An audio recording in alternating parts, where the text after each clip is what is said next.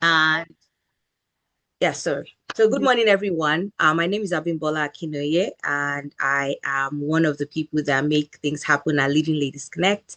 Thank you so much for joining us this morning on this Intellectual Property Foundation for Entrepreneurs that is hosted by the Canadian Intellectual Property Office. I wanted to say a very big thank you to Caroline and her team members who have made this happen. So I'll just pass it on just to be respectful of everyone's time. If you have any questions as the session is on, please feel free to put it in the chat box, and then we'll take some questions probably after the session with Caroline and also our co-host for today. So thank you so much. I'll pass it on to Caroline, and I hope we have a great session today. Thank you. Hello, everyone, and thank you, Ambibola, for making it possible. So, yes, Ambibola said, my name is Caroline, and I'm representing the Canadian Intellectual Property Office. We'll see in the next slides what we do.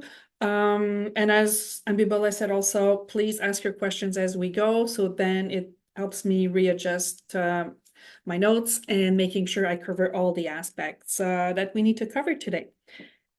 So CIPO is the Canadian Intellectual Property Office. We are the federal department organization that is granting IP in Canada. So we receive applications on trademarks, patents, industrial designs, and copyrights. I am part of a team and we're called the IP Awareness and Education Team, where we do presentations like this one, but our role is to provide information, unbiased information on intellectual property to entrepreneurs, innovators, artists, students, researchers, anyone that creates a product or service and would like to protect it and obtain information. So we do presentations, we attend events, and also of interest to you is we also offer for free one-on-one consultations. We don't provide advice, but we will provide you guidance and information on how to move forward when it comes to protecting any of your IP rights. So, okay, just confirming the order. So why IP is important is because, as you'll understand moving forward, knowing about IP, knowing about what are the different rights, what your competitors are doing, it will avoid making mistakes. What does that mean? Let's say when it comes to trademark, you think of a name and you really like it, but you don't do the research and you start using it, you're conducting businesses and selling material, and you get a cease and desist letter because you're infringing on someone else's trademark. So you want to make sure you don't do that. So whenever you develop a new product or service, what you want to protect is that what makes it different from what exists on the market. So that will put you at the edge over your competitors. You'll be better, you'll be more innovative, you'll be offering something that does not exist on the market. So you really want to protect that, what distinguishes you. Over time, and even like depending on the stage of your business, if you're pre-startup, startup, or you're scaling up, or you're offering service, you're a consultant, having IP protected will help you obtain financing from banks, from investors, from federal, provincial programs. More and more, when I'll speak about more federal programs, but more and more the federal government, when programs offer funding to innovators, entrepreneurs, they will ask you for an IP strategy.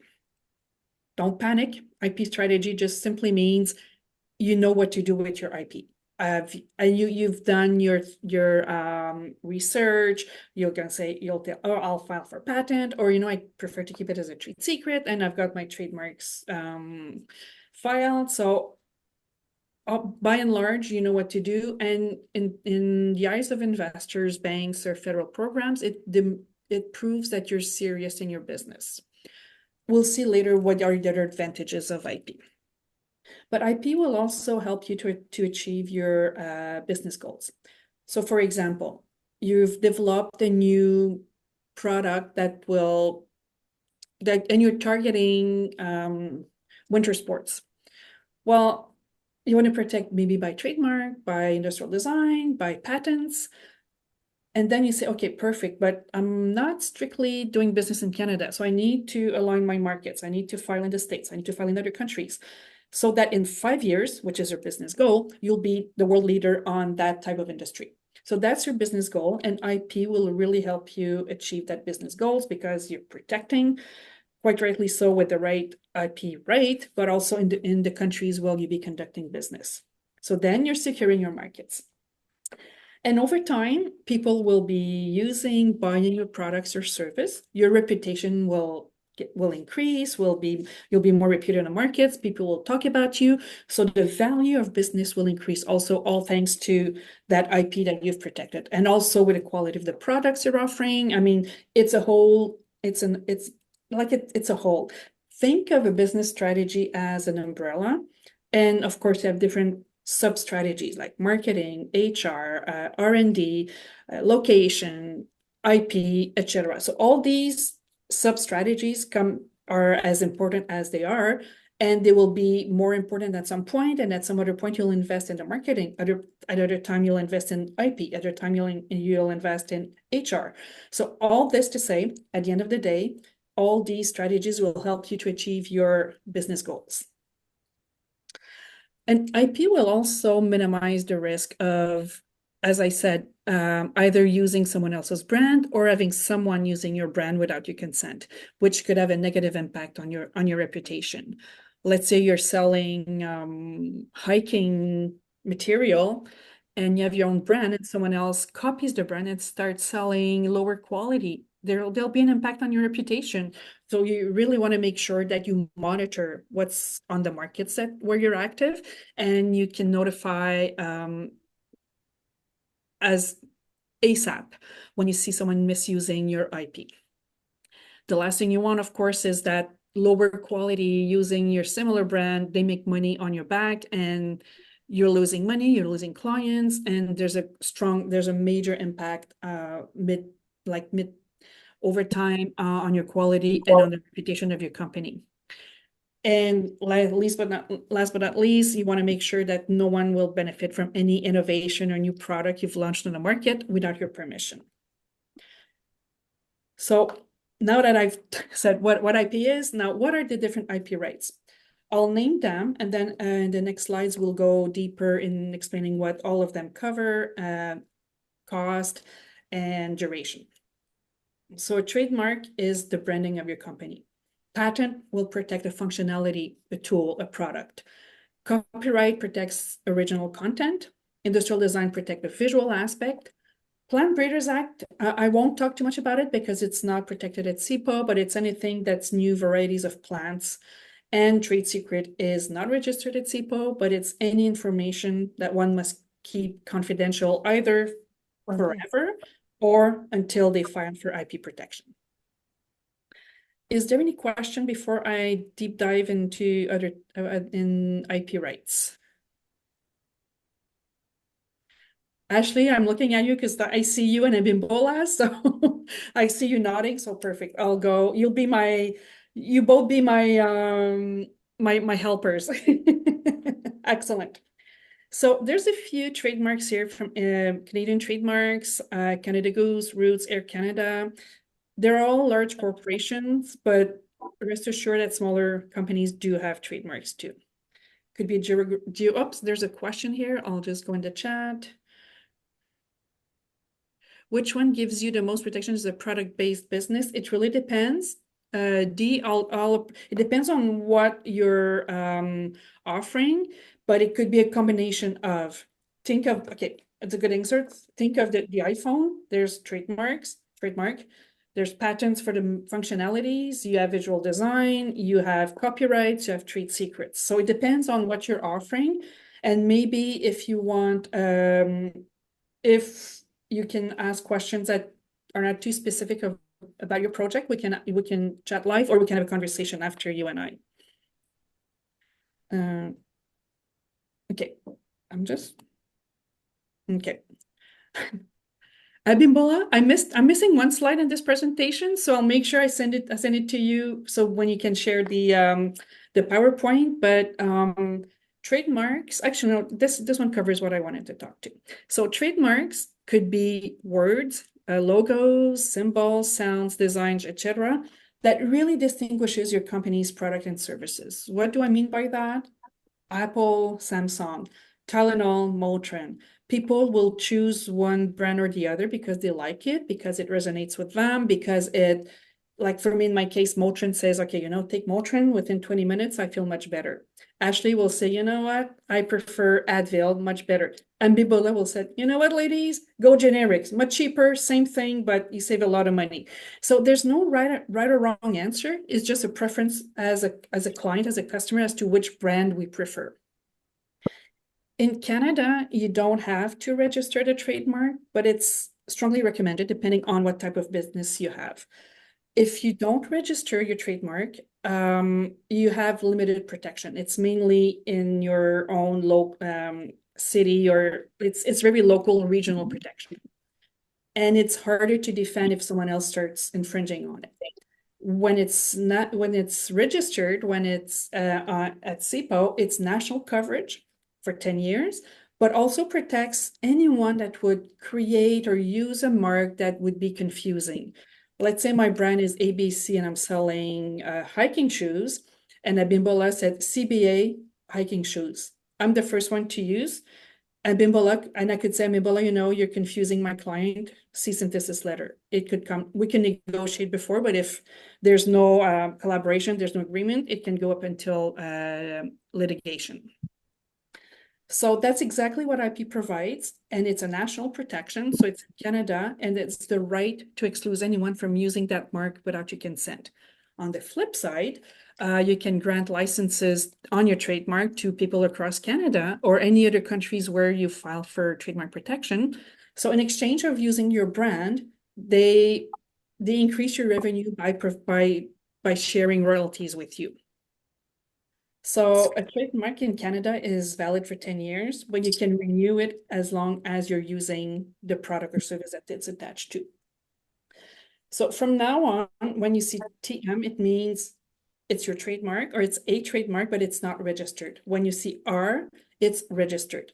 In French, you will see MC before registration and MD, marque déposée, in Canada. So that's just a sign that it tells you if the trademark is registered or not. Some tips and considerations that are very important. So when it's registered, it's national protection, let's say in Canada. Nowhere else in the world unless you decide to file for trademark protection in other countries.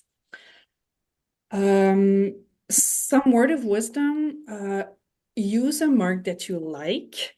There's some, how could I say, there's rules about trademark. It can't be too descriptive of what you're offering. So let's say Carolyn's food truck might not be possible to register because it's using a name and it's really descriptive of what I'm doing. It's a food truck. So try to be imaginative, creative, create words. Those coin terms are really easy to protect because confusion or misuse is very unlikely. Internet domain is not a trademark. It protects the space in an internet, but it's not that it could be your trademark used as a domain name, but it's not a protection. What's important is also when you start thinking of a name, search databases, search the net, make sure the name you have in mind is not already in use. Or if it's in use, you can check in what kind of product and services it's representing, because it could be, if it's two different sector of activities, it could be registered. Example, we have 3 registered McDonald's in Canada, the restaurants, cigarette makers, and lawyer's cabinet.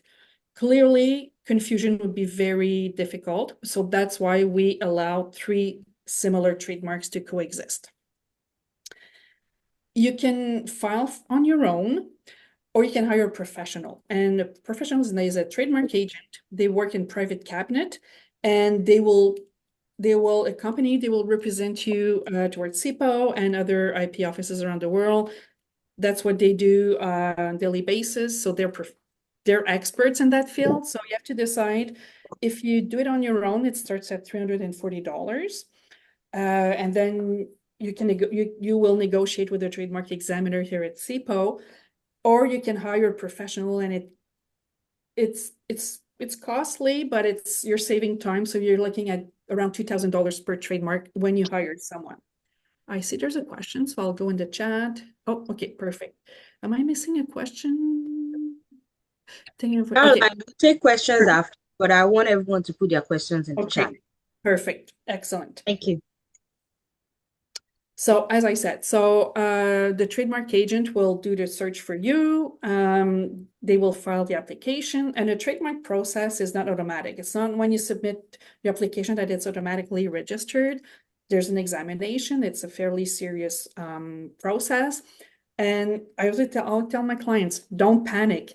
More than likely, you'll get a first letter and you'll think, oh my God, my trademark is rejected. It's not rejected. It's just that you will probably need to make modifications so that it aligns with the Trademark Act. And from this point on, your trademark examiner, is your main point of contact at SIPO, and they will walk with you hand in hand, and it will help you making sure that at the end of the day, when the trademark's registered, it represents your brand on the market side, but it also on the legal side. So you're fully protected. It's a strong protection across Canada or in other countries if you filed in different countries. Before going in, is there any questions on trademarks? I can go into patents. Perfect. So patents, a few images here. You have the turbine generator, you have windmills, and you have the Emacs projector. So what are patents? Patents will protect a technology, a functionality, a machine, a process, a composition, or any of these elements if they're improvements. Three criteria. It has to be new to the world. Even if you're filing for your technology strictly in Canada and the States, let's say, if it exists somewhere else in the world, it won't be protected. You would need to improve on what exists. It has to be useful. It has to solve a problem. Example is, and you don't have to do years and years of research in a lab to get a patent. One example that I really like was some 30 years ago, someone in Montreal just he thought that the wipers were not cleaning his windshield properly. And he added a spring to the windshield washer, and the cleaning was much better after that. So he patented that. He didn't spend years in lab searching. He just thought, okay, how could I increase the pressure of the windshield and the windshield washer on the windshield by adding a spring. So it was patented. So just to say that you don't have to be large corporations to hold patents.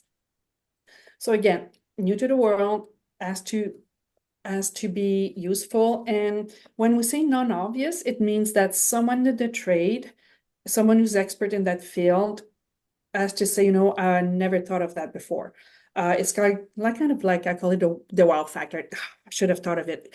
When you read it, it seems obvious, but no one thought of it. So then it's patentable. So patent process, again, it's a longer process than a trademark, could take a few years. That's when you say patent pending. So when you apply for patent protection, it's a full disclosure of the invention. And that scares people. And I often hear, well, if I file for patent, everybody will see what my invention is all about. Yes, it's a deal. In exchange of a full disclosure, a country will grant you a 20-year exclusivity from the date of filing. All this, and this is fine because you let the world know about your invention, and chances are someone else will say, you know what, after a few years, I like that invention and I think I can do something better. It's an improvement. So if, let's say I have a patent on, let's say I was the patent owner of that windshield spring, and Bimbola said, you know what, I can do even better with a smaller spring that's recycled material, whatever it is. Because her invention relies on mine, again, she would have to obtain what we call freedom to operate. I would have to provide her permission to use my invention in exchange of royalties. So we have to see IP as a way to make money, not strictly as a litigation tool. And again, same as for the trademark, your patent provides you with an exclusivity to exclude anyone from making, selling, and using your invention without your consent. Or, as I say, you can grant them permission in exchange of royalties. As I said, it's 20 years from the date of filing, not from the date of granting. That's very important. And it's not renewable. It's after 20 years, it's public domain. Anyone can use it without your consent. Chances are when you're in the invention field that you will invent something better. So with the years, you'll file for more patents. So the generation one is obsolete by the time it comes to the end, 20 years after. Sorry. First to file, we say Canada and the States, but it's around the world. What it means is that filing a date, your filing date for patent protection is crucial. If you file today, you've got the worldwide recognition of like you're the first one to file. Anyone else filing for the same technology 1 month, 2 months later will not be granted permission because they were not the first one to file. Going back to the novelty factor, in Canada and the States, we grant what we call a 12-month grace period. If there's any disclosure on your invention by yourself, by an employee, even though it's like by lack of knowledge of that, the obligation to remain confidential, Canada and the States will grant you permission to file within a year of that date of disclosure. The risk is that countries like in Europe, it's zero tolerance. So if you're planning to file for patent protection in Europe, it's game over. They won't allow any application because you disclosed voluntarily or not. So same for trademarks. You can hire patent agents. It's fairly costly, but they bring their expertise. So if you file for patent on your own, and I'll just strictly speak for SIPO, over 20 years, it will cost you between $3,000 to $4,000. When you hire a patent agent, you can consider $15,000 to $20,000 per country. Patent agents, same as patent examiners here at SIPO, are specialists in their field. So remember when we said the non-obvious factor? When you apply for patent and it's first examined, I would say novelty is fairly easy to demonstrate. Does it exist? Does it not exist? Usefulness is also fairly easy. Does it solve a problem? Or does it bring a solution to a problem? Non-obviousness is mostly where the negotiation between you and the patent examiner or the patent examiner and the patent agent will reside. So again, at the end of the day, when the patent is granted, your patent is a strong document protecting your invention legally and on the technical side as well. So just to make sure that you can clearly state your scope of protection and you can signify any kind of infringement coming from competitors using your technology without your consent. So patent tips and consideration, preliminary research first, make sure that the technology does not exist or that you're improving on it. I would say today, 90% of patent applications are improvement on existing technology. So more than likely, when you improve on something, it relies on an existing patent or an existing technology.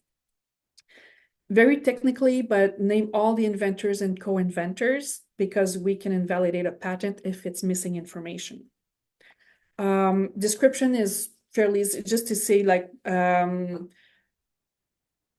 how it's made of and how it works instead of like describing the advantages. What you want is to say, this is what I've invented, this is how it works. Patent agents, as I say, it's an excellent resource to tap into. They come with a cost. So again, it's, do I want to save money and spend a lot of time filing for my patent or strictly use like save time and focus on what I'm good at and then hire a patent agent? Both options are good. I would say it's complex to write to file for patent protection, but it's doable. Abimbola, should I just keep going or address the questions? Well, I think we can take some questions. Okay. Because we have quite a number of them. Perfect. I'll go back to the question. Okay, so this one I've answered.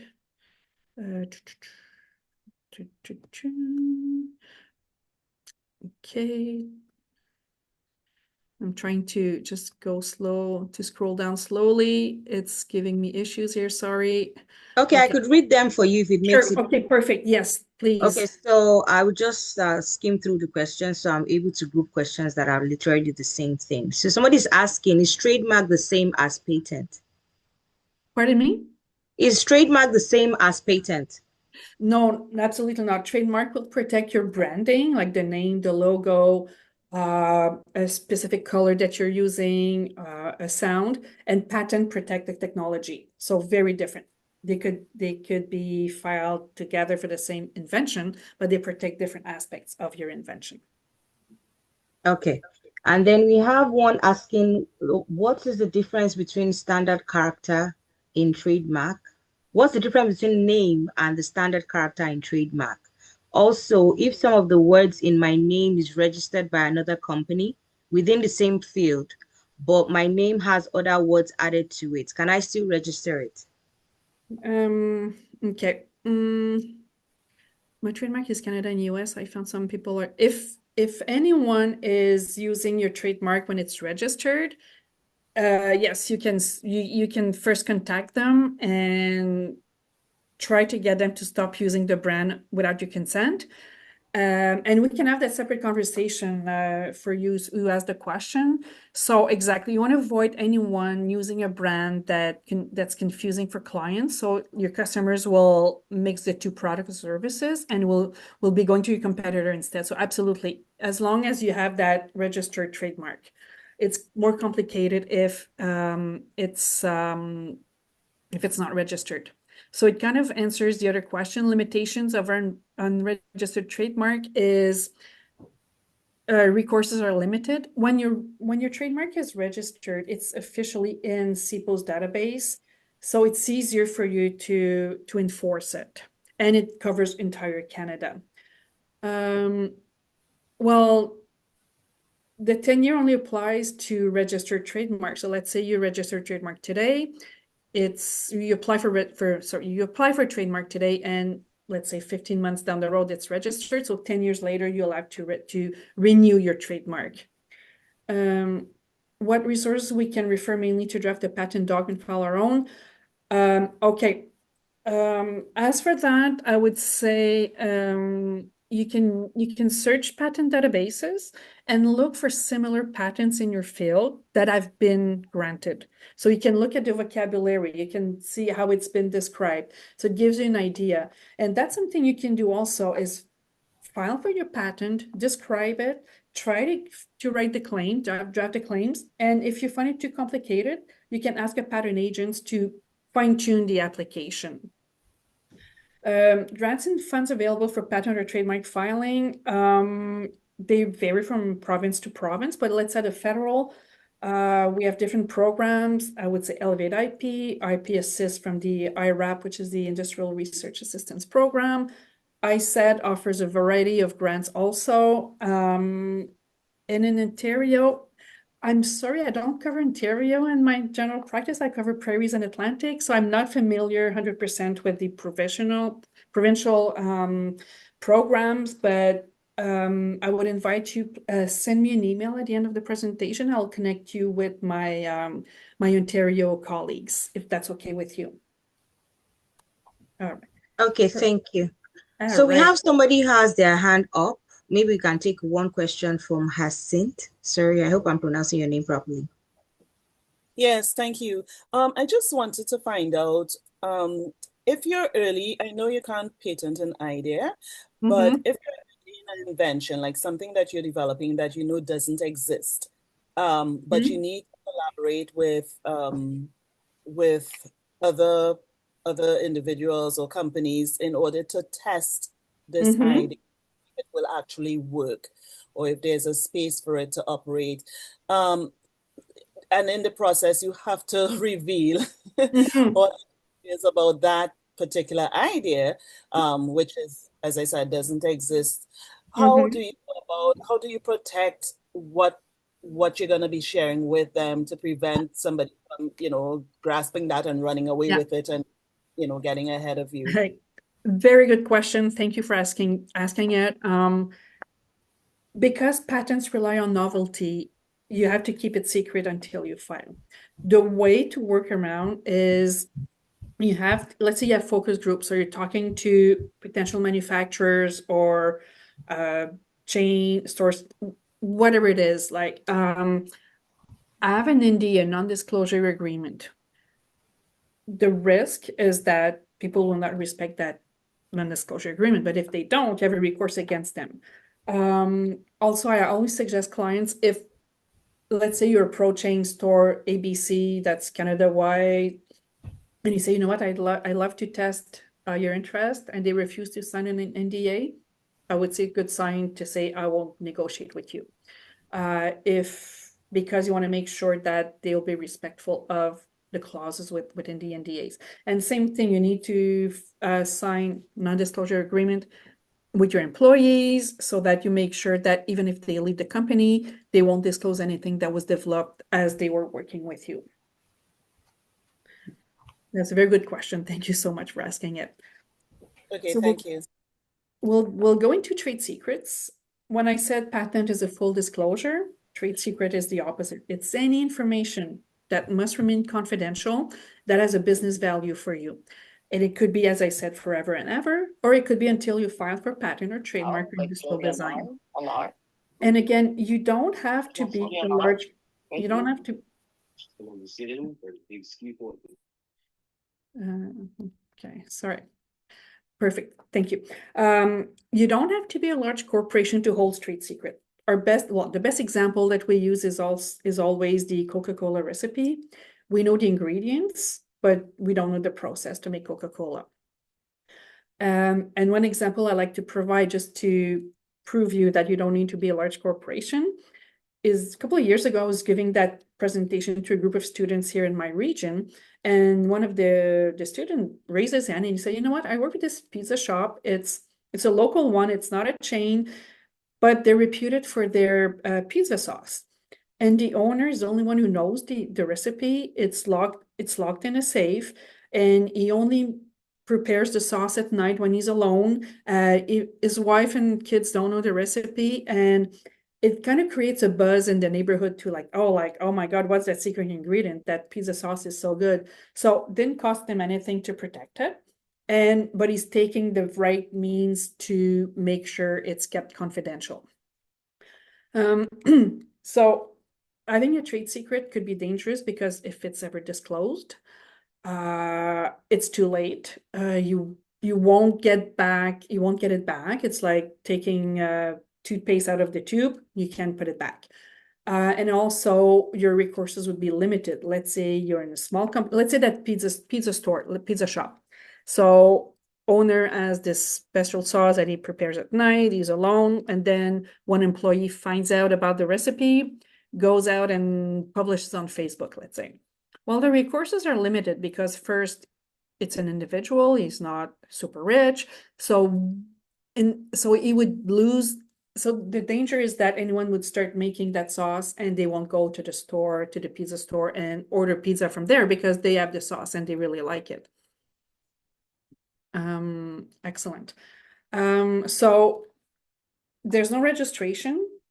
It's yours as a trade secret holder to make sure it's maintained secret.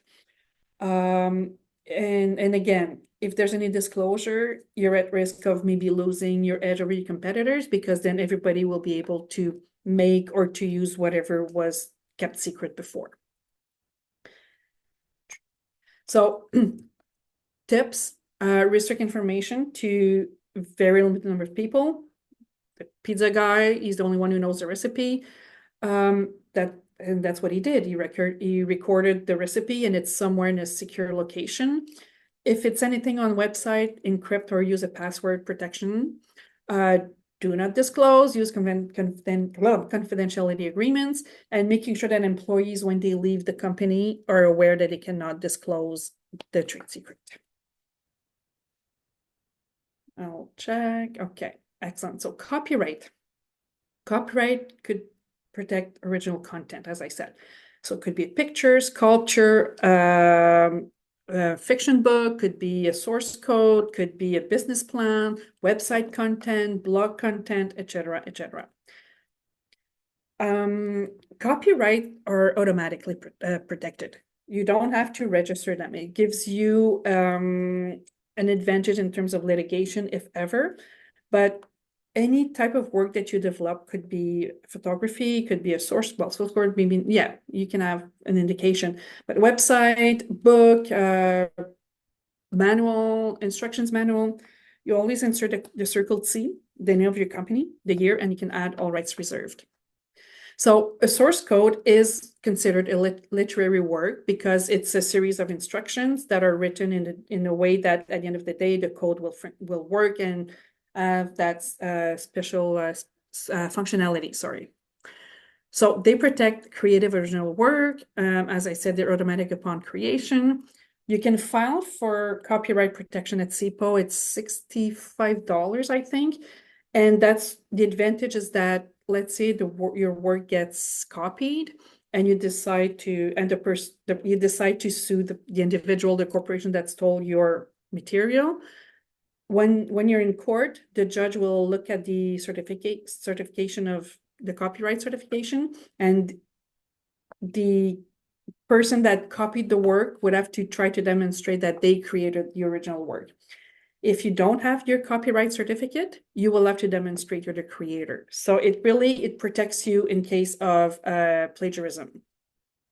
And again, once you're a copyright holder, you have the rights to decide if there'll be any reproduction of the work, who can publish it, if there'll be translation. Let's say you wrote a book and you can decide, okay, you know what, you're approached by film companies, you will decide who you're going to work with. And again, it's an exchange of royalties based on the sales made from the movie. Oh, there's a mistake here. It's not 50, it's 70 years. So in Canada, copyright is life of the author plus 70 years. It changed last year. And it's also the only right that crosses borders. Copyright is recognized in 156 countries. So you don't have to file for copyright in all these jurisdictions. Although a couple of years ago, I spoke with a copyright lawyer and she said, let's say you're active in one country, let's say you're a consultant and you provide training, and you're active in 2 or 3 countries, even though they're recognized by the Berne Convention, you can file for copyright protection in these countries. Because let's say you have to go into litigation because it will be using that country's legal system. It's a good idea to have a registration from that country, and the costs are minimal, so it's not excruciating pain to pay for that copyright protection. The first item here is important, but it also applies to all other IP rights. The first author is not necessarily the copyright owner, same as the inventors may not own their patents. The one who designed a logo is not the owner of the logo. It's in IP, whoever pays for the work to be performed or done or created is the one who holds the IP rights. So it's usually if you're hired to create something, be it an invention, be a logo, be a business plan, your employer holds the IP right. So that's how you indicate your copyright. Excellent. Sorry, there's a lot of noise around me. Industrial designs.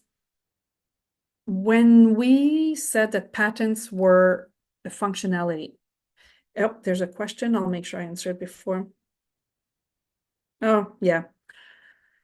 Question is, how does copyright protection work when it comes to AI? For example, I know that some software is being trained by scrap content from somewhere programs and being used there as bound.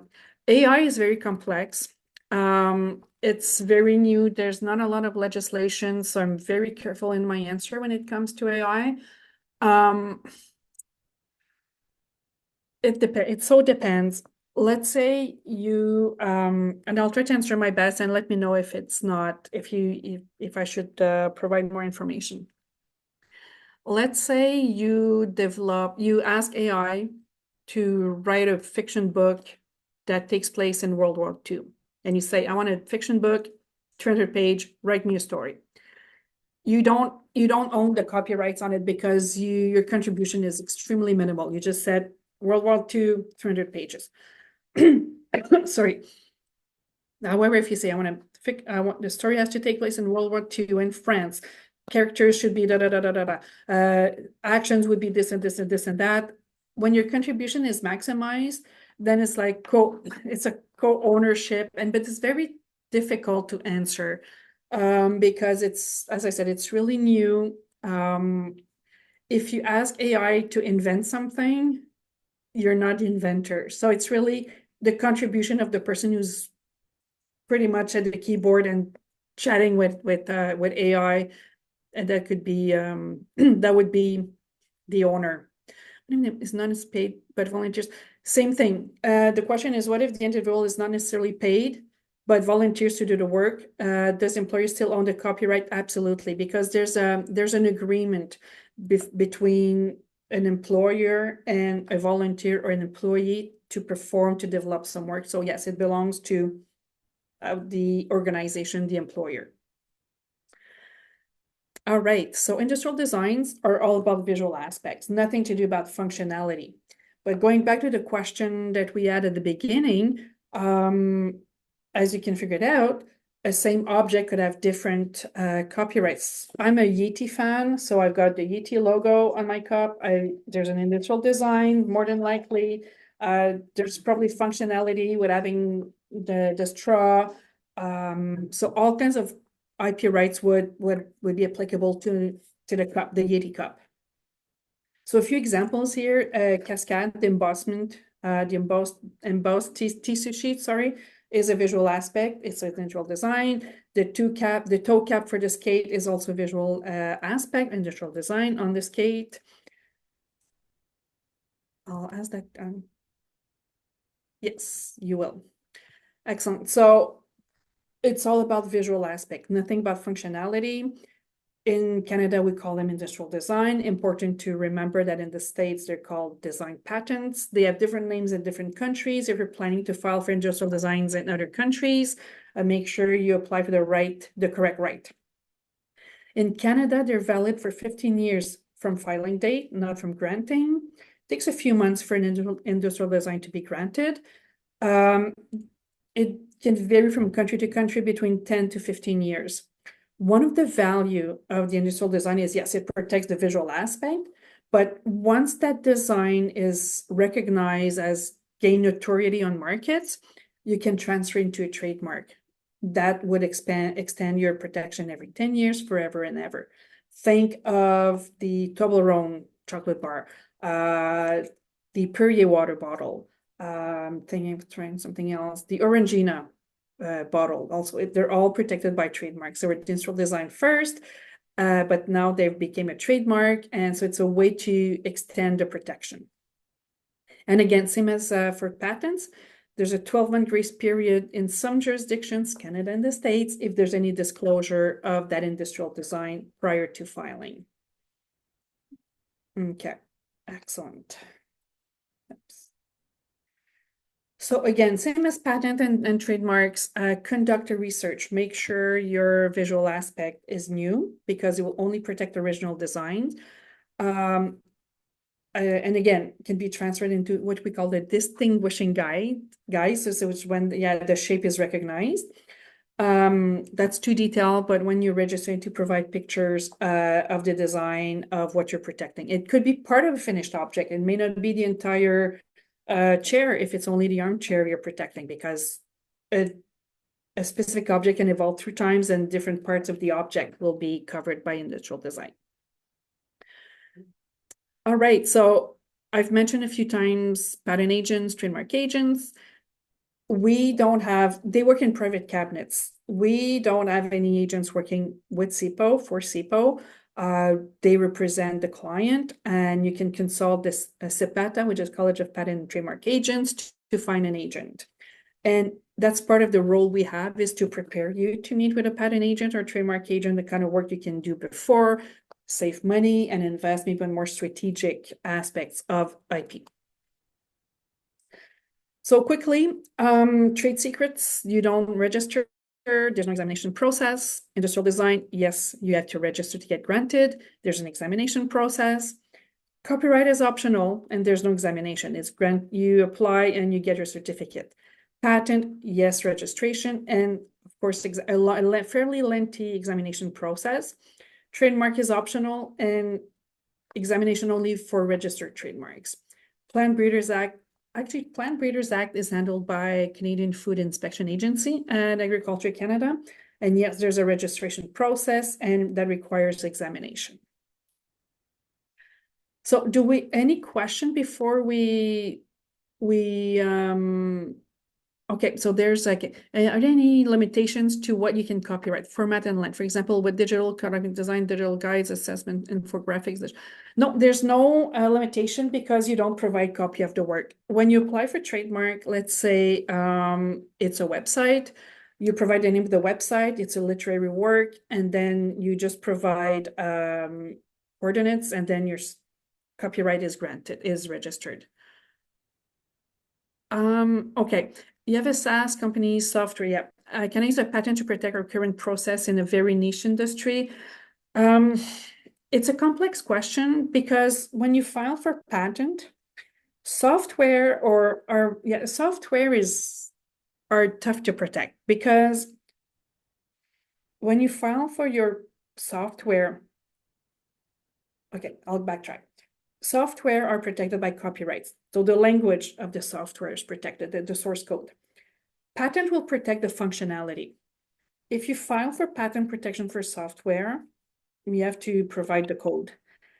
More than likely, I'm not saying it's 100% the same all the time, but more than likely, over time and fairly quickly, the source code will evolve and will be more performing and will be changed. So if that's the case, at the end of the day, you'll need to file for another patent. So unless there's a functionality in your source code that promises to be more permanent, you can file for that aspect, but by and large, people prefer not to file for patent protection when it comes to software, but it's an option. And that's the kind of conversation we can have together, you and I, on a separate form. So IP is anything that protects the right. So it could be a name, could be a functionality, could be a text, could be a visual aspect. There's protection in Canada. We've covered the cost. Enforcing your IP rights, what's important is that as soon as you hold formal IP, you're responsible to monitor it. CIPO does not monitor infringement, counterfeiting, it's you. So that's why you need to rely on a network of collaborators, manufacturers, users to make sure that your IP is not infringed, counterfeited in the countries where you've protected. CIPO is always there to provide you information. So this is how you can connect with us, part of the CIPO advisor team. There's 4 or 5 of us. We help partners better understand IP. We help clients understand what's an IP strategy, how it's valuable. So we provide what we call relevant, objective, and tailored information to our clients. Could be as I said, artists, could be sole proprietors, could be small business enterprise, academia, innovators, creators. And again, so provide those one-on-one sessions. We provide training sessions, could be a presentation, could be a more tailored, what we call IP bootcamp. We attend trade shows, conferences, panel discussions. That's what we do. So you can click on the QR code that will lead you to a form to request a meeting with an IP advisor, and you're directed to your regional IP advisor. So we don't provide legal advice, we don't draft applications, we don't recommend an IP professional, but we provide you all the resources to make your own decision. Our services are free of charge. We are hoping to increase your knowledge of IP. And at the end of the day, what we want is that you make an informed decision. If we talk together and you decide, you know what, I don't have the financial means to protect my patent, let's say, but I'll go really strong on my marketing, on my branding, I'll protect my trademark. It's your decision, you know the pros and cons. I'm happy with that. We kind of help you go through this, understanding the system until you file on your own or you file with an IP agent. I'll check the question. Thank you so much. Amanda, just click. I'll send you. Okay, you know what? As we're doing this, I'll try to go to CIPO's website or just hold on. That concludes the presentation. What I'll do is I'll stop sharing. I'll go on CIPO's website and I'll share the link on how to link with an IP advisor. It won't be long. Really, really sorry. This would be the